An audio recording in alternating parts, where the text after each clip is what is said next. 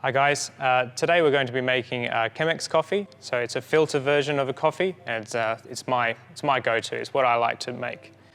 So we're going to be using 25 grams of coffee, and if we use a ratio of 1 to 13, we're going to use 325 grams of water.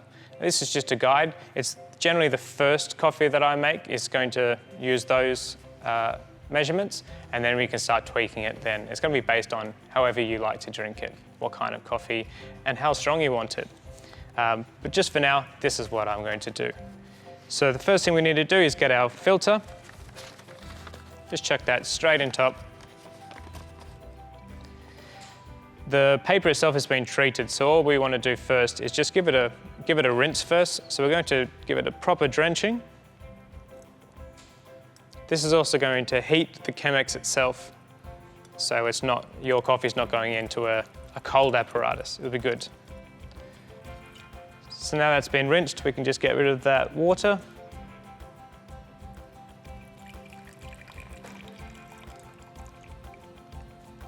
And we're ready to go. So our water has been boiled. We've got it to 96 degrees because we can set what temperature our water is going to be. But if you're just using a kettle at home, boil it and then just let it sit for a couple of minutes. That's going to bring it down a few degrees so we don't burn the coffee. You do need a high temperature to be able to have the extraction actually take place. So if we chuck the coffee just in the top, give it a quick jiggle just to keep it nice and flat on top.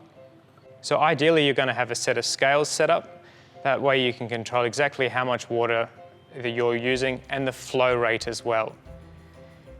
So I'm going to press start on our timer and start our first pour. So the first pour we're going to do is nice and steady into the middle, and we're going to use concentric circles to go around until we reach the outside of the filter. This is going to be roughly about 75 grams, so 3 times whatever you started with. So we use 25 grams, so 3 times that is 75, and we're going to let that bloom now. So the blooming takes place when the gases inside the coffee start to be released from the coffee itself. It just bubbles the top. Once that's finished, we can start our second pour.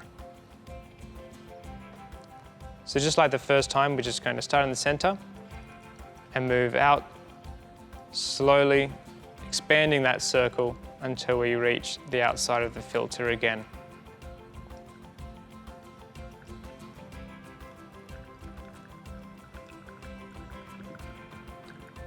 Once we start to see the water level drop and you'll be able to actually see the exposed coffee, that's when we want to start our next pour.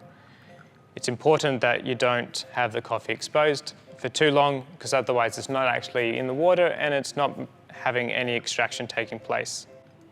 So we're almost at 1:30 now, and we've got about 250 grams of liquid water. So we'll start our final pour. Same as last time. Just keep the circles expanding.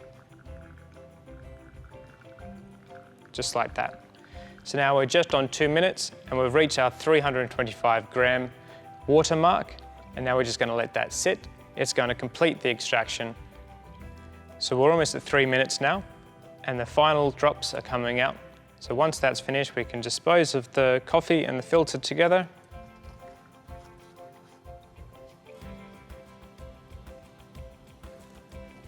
And then it's all ready to go. So if you want a stronger coffee, you can either make the grind size a little bit smaller, you can increase the temperature a little bit, you can try a whole bunch of different ways. One of the things that I like to do when I'm making these coffees is write down those parameters. So the amount of coffee, the temperature, and the time that it took for you to actually make the filtered coffee. That way, if it turns out great, you can replicate that. Control the variables as much as you can. That way, if you get an amazing coffee, you can do it again. All right, thanks guys.